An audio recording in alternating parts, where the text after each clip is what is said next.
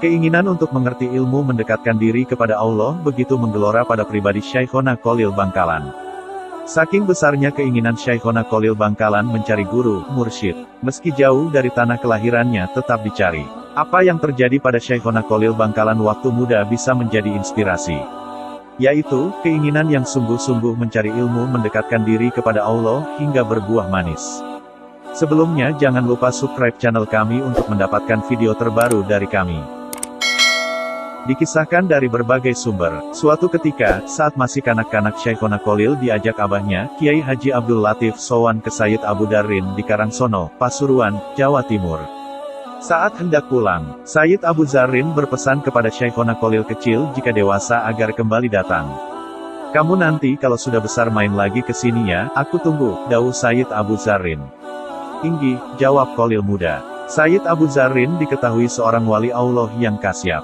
Memiliki basirah hal-hal yang tidak diketahui oleh orang biasa. Beliau seperti melihat Kholil kecil adalah sosok yang akan menjadi orang besar dan menjadi wali Allah.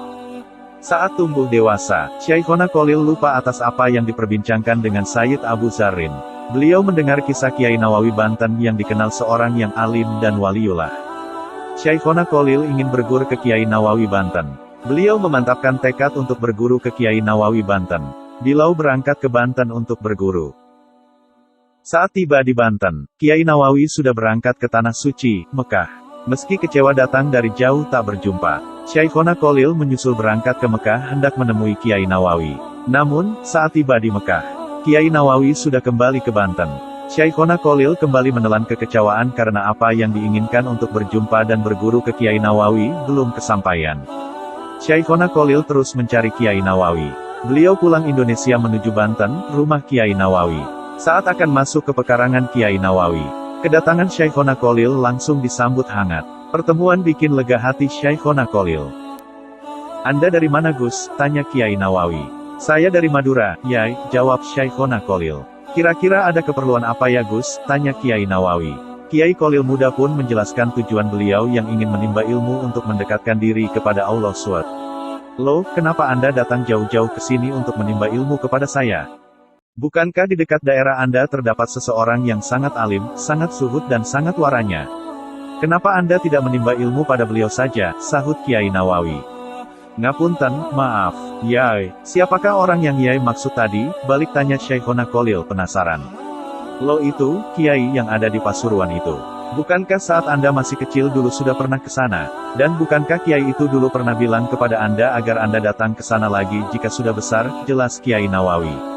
Jawaban Kiai Nawawi membuka kembali kenangan masa kecil dulu. Saat dirinya bersama abahnya sowan ke Sayyid Abu Dzarrin. Nah, sudah ingatkan? Iya betul, nama beliau Kiai Abu Dzarrin. Anda sudah lama ditunggu oleh beliau. Segeralah ke Pasuruan dekat desa Karangsono itu, kata Kiai Nawawi sebelum Kiai Kholil muda menanyakan siapa Kiai yang beliau maksudkan itu. Syekhona Kholil muda pun menuruti anjuran Kiai Nawawi Banten agar menemui Sayyid Abu Dzarrin di Pasuruan. Saat Syekhona Kholil tiba di Pasuruan, bertanya rumah Sayyid Abu Dzarrin. Warga yang mengetahui Sayyid Abu Dzarrin sudah meninggal dunia 3 tahun lalu.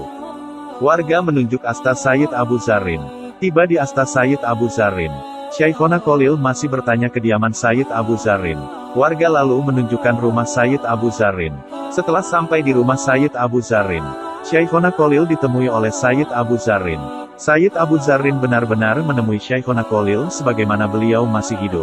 Pertemuan itu, Syekhona Kiai Kholil belajar ilmu, cara mendekatkan diri kepada Allah SWT hingga Syekhona Kholil Bangkalan menjadi kekasih Allah, waliullah. Hingga menjadi guru para ulama besar di Nusantara. Termasuk Syekh Hashim Asy'ari, pendiri NU, Kiai Haji Ahmad Dahlan, pendiri Muhammadiyah, dan RKH Asad Syamsul Arifin, Situbondo.